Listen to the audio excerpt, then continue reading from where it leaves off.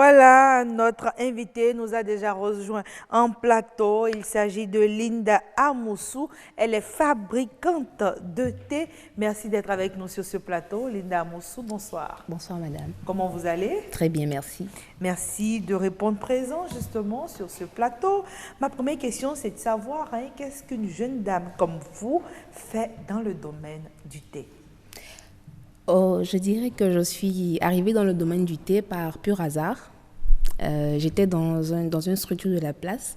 J'exerçais en tant que fonctionnaire lorsque j'ai pris la décision de démissionner pour des raisons personnelles. Et lorsque j'étais en préavis, il y a un collègue à moi, sénégalais, qui n'est pas béninois, qui me titillait un peu sur tout ce qu'on a comme vertu thérapeutique au niveau de nos plantes au Bénin. Il me disait, mais j'ai appris qu'au Bénin, votre végétation est vraiment diversifiée, mais je ne vois pas en fait que ces plantes-là sont valorisées. Pourquoi est-ce que tu ne t'y intéresserais pas et tout ça? Mais je lui disais, non, je ne m'y connais pas, ce n'est pas mon domaine, je ne veux pas m'y mettre et tout ça. Mais il insistait, il me disait, de toute façon, tu seras bientôt en ton temps de repos, pourquoi est-ce que tu n'essayes pas de travailler là-dessus pour voir? Donc c'est comme ça l'aventure a démarré. Voilà. Alors, est-ce qu'on peut dire, puisque vous n'êtes pas les seuls à le faire, aujourd'hui, on a de plus en plus de personnes qui s'intéressent au thé Made in Bénin. Aujourd'hui, on peut quand même dire qu'il y a ce thé Made in Bénin qui est disponible. Bien sûr, il y a ce thé Made in Bénin qui est disponible et qui n'a rien à voir avec le thé importé. C'est-à-dire que le thé en lui-même provient d'un arbre qu'on appelle théier, que le Bénin ne produit pas.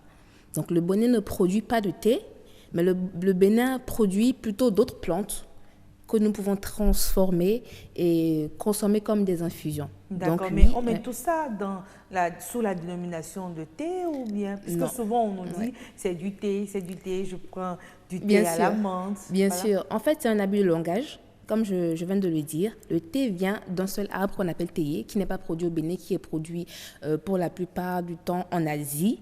D'accord? Donc, si nous ne produisons pas de thé ici, nous ne pouvons pas avoir de thé. D'accord. Donc, tout ce qu'on a ici au Bénin, tout ce que les promoteurs d'infusion proposent ici au Bénin, c'est à partir des plantes que nous produisons au Bénin. Comme par exemple la menthe, la citronnelle, le basilic et tout ce que nous avons comme variété produit au Bénin. D'accord, mais est-ce que ces infusions peuvent permettre de concurrencer le fameux thé?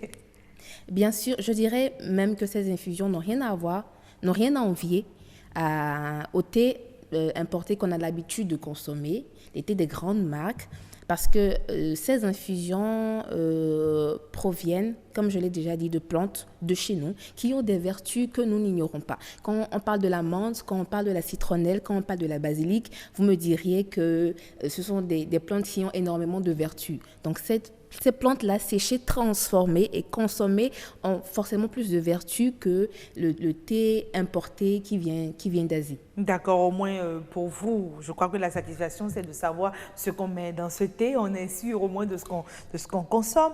Parlez-nous un peu justement de cette plante-là. La plupart de ces plantes que vous utilisez justement pour les thés. La plupart des plantes que nous utilisons et que les promoteurs des autres marques d'infusion au Bénin utilisent également sont les plantes produites au Bénin. Pour la plupart du temps, c'est la citronnelle, c'est la menthe, le basilic, le moringa, le laurier. Dépendamment du concept de chaque promoteur, on allie des épices comme le gingembre, comme le clou de girofle, mais typiquement des choses de chez nous pour valoriser la plante et vraiment la rendre en majesté. D'accord, donc de vous à moi, on peut dire que toutes ces matières premières sont produites ici, mais comment vous vous en procurez? On est en partenariat avec les producteurs locaux. D'accord, qui ne sont pas très exposés aujourd'hui, qui sont dans l'ombre, mais nous essayons d'aller vraiment à la source, d'aller vers les petits producteurs, essayer d'en prendre en quantité. Ça permet également de créer de la valeur, de les aider. Et pourquoi pas, dans le futur, ce serait vraiment des partenariats à grande échelle avec les producteurs locaux. D'accord, d'autres vous diront que le Bénin n'est pas un pays, un très bon consommateur de thé, comme les pays sahéliens. Est-ce qu'aujourd'hui, la donne a changé? Est-ce qu'on peut dire que les Béninois aiment le thé? Je dirais que le Béninois n'est pas habitué à boire chaud après le repas.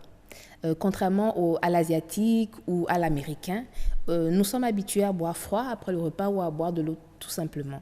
Mais aujourd'hui, je pense que le Béninois est en train de prendre conscience, est en train de prendre sa santé en main, est en train de retourner vers le naturel. Et je pense que ça prend.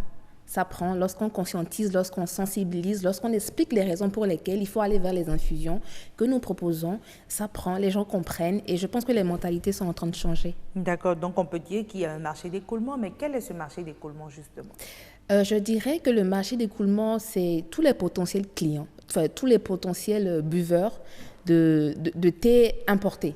Déjà, tous ceux qui ont déjà l'habitude de consommer les thés des grandes marques importés sont des potentiels clients et c'est un marché pour nous. Il suffit juste de leur expliquer que maintenant, nous avons au Bénin des marques qui font la promotion des plantes de chez vous. Vous avez l'assurance de ce que vous consommez. Ce sont des infusions qui sont sans conservateur, contrairement à ce que vous avez l'habitude de consommer. Ah d'accord, il y a cette notion aussi. Bien sûr, parce que nous produisons à petite échelle. Est-ce que vous pouvez certifier que tous les producteurs de thé, justement d'infusion ici au Bénin, le font sans conservateur? Déjà, il n'y en a pas beaucoup.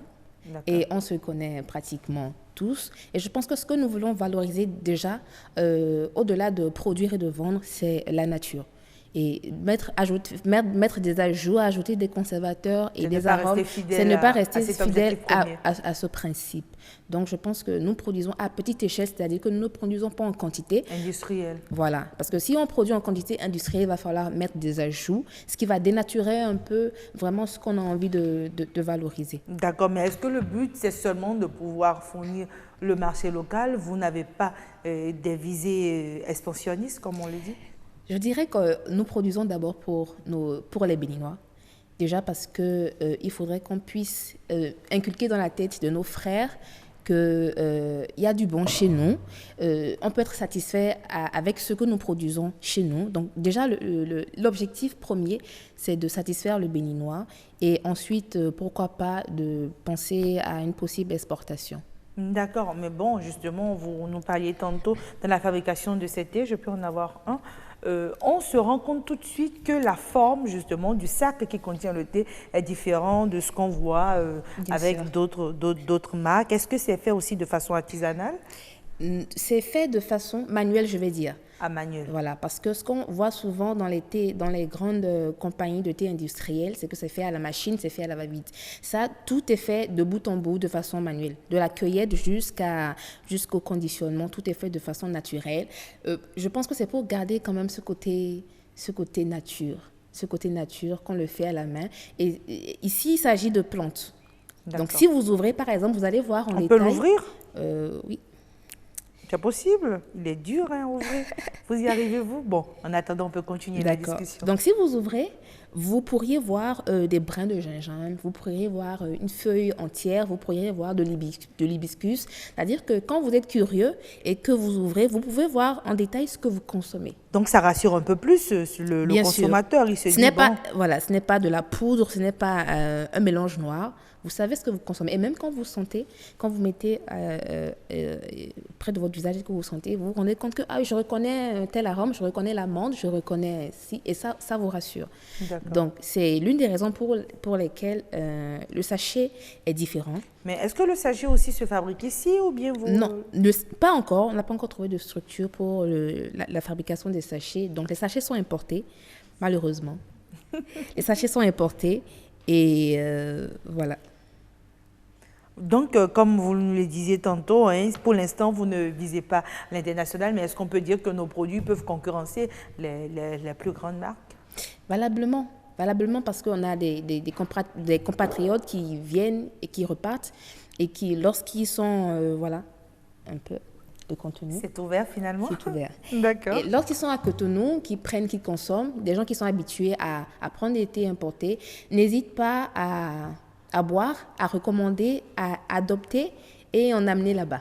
D'accord. Donc, c'est des gens qui changent complètement d'habitude. Voilà. Là, donc, vous voyez, ça, c'est la menthe. Ça, c'est la menthe. Voilà. D'accord. Donc, vous voyez, vous pouvez voir. Et là, c'est des grains de gingembre. Exactement. Donc, tout de suite, vous voyez la différence. Ce n'est pas un mélange de ce que vous ne connaissez pas. Vous avez l'assurance de ce que vous consommez. Et c'est vraiment la petite touche qui fait toute la différence. Donc, pour vous, qu'est-ce qu'on peut dire que gagne le consommateur béninois véritablement à s'intéresser à nos infusions? Vous l'avez dit tantôt, ce n'est pas dans nos habitudes. Qu'est-ce qu'on gagne justement à prendre ces infusions-là? Déjà, on gagne beaucoup parce qu'en consommant ces infusions-là, elles nous permettent de prendre soin de nous. Parce que ce sont des plantes qui ont beaucoup de vertus. Cette infusion que vous avez là, par exemple, je peux dire qu'elle contient de la menthe, du gingembre, de l'hibiscus. Et on sait que toutes ces épices-là, prises ensemble ou unitairement, ont des vertus. C'est-à-dire qu'elles peuvent améliorer votre digestion, améliorer votre sommeil. Quand je vous parle de gingembre, vous allez me dire « Ah oui, c'est un anti-inflammatoire ». N'est-ce pas? Donc, quand on vous dit... Ça, moi, je ne sais pas, apporter l'information. Donc, le gingembre, c'est un anti-inflammatoire. Entre autres, c'est un anti-inflammatoire. Donc, quand je vous dis que l'infusion que je vous propose contient du gingembre et de la menthe, tout de suite, vous êtes rassuré quand même. Vous vous dites, OK, je vais consommer une boisson et c'est en même temps un alicament. Ça me fait du bien, ça va peut-être guérir les petits maux du quotidien, un petit bobo, une petite fatigue. Donc, voilà. Alors, quand on parle justement de thé, je crois il y en a tellement, d'autres disent silhouette, d'autres disent relaxation, d'autres disent... Mais justement, les grandes marques aussi le font. On vous dira thé à la menthe, thé si. Notre particularité à nous, c'est que nous-mêmes, nous produisons ces produits ici. Mais est-ce que vous ne vous focalisez pas sur des plantes connues? Il y a encore plein de plantes qu'on ne connaît pas qui pourraient peut-être faire l'affaire aussi. Est-ce que les recherches se poursuivent? Bien sûr, les recherches se poursuivent et je pense que ça a été une décision de sécurité que de s'intéresser aux plantes que tout le monde connaît, que tout le monde consomme. Quand je vous parle de la menthe, du basilic, vous avez plus de facilité à aller vers l'infusion. Mais dès que je vous parle par exemple de l'hysope, et de peut-être une plante un peu plus particulière, vous êtes réticente. Vous vous dites, oh, est-ce que la posologie est vraiment respectée? Est-ce que ça ne va pas me créer d'autres dégâts? Donc, on est d'abord parti sur une base de plantes que tout le monde connaît, que vous utilisez en cuisine, que vous consommez tous les jours, pour que le client soit quand même déjà rassuré et embarqué dans l'aventure. D'accord, mais dans le processus de fabrication, vous séchez les plantes? Oui, nous séchons parce que c'est le meilleur mode de conditionnement, pas de conditionnement, de conservation de la plante. On la sèche parce qu'on a un besoin de déshydratation pour que la plante puisse durer dans le temps. Donc, après la cueillette, il y a le séchage, qui est une partie très délicate du processus. Le séchage et ensuite l'assemblage et le conditionnement. Alors, on me souffle, il faut qu'on puisse on doit aborder l'aspect économique. Est-ce qu'aujourd'hui, on peut dire que quand on est dans le domaine justement du thé, on s'en sort? Je dirais que oui. Oui, on peut dire qu'on s'en sort si on travaille avec passion et détermination. Et lorsqu'on va à la recherche de ce dont le consommateur a besoin, oui, parce qu'après, il y a un travail en amont qui se fait. D'accord, mais vous arrivez à libérer combien de parcs, justement, combien de sacs de thé comme ça par mois ou par an? Une idée, grosso modo. Grosso modo, je dirais une centaine. Une centaine. Une centaine. Ici et là-bas, parce qu'il y a beaucoup de boîtes qui partent également par rapport aux gens qui ont déjà consommé ici et qui veulent exactement, disons une centaine. D'accord. On peut aussi dire que c'est de la main-d'œuvre puisque vous travaillez avec des personnes. Absolument. Nous avons une équipe de jeunes béninois, donc c'est de la valeur que nous créons. D'accord. Mais est-ce que vous êtes certifié? Vous avez la certification et tout ce qu'il faut en termes de normes, justement, pour être sécurisé? Voilà. Pour nous, c'est la prochaine étape, la certification, je dirais la DANA, parce que c'est l'organisme étatique de certification ici. C'est la prochaine étape. Le processus est en cours et très bientôt, on parlera d'une certification. C'était donc Linda Moussou, fabricante de thé. Avec elle, on s'est intéressé au thé Made in Bénin. C'est fini pour la rubrique Expert.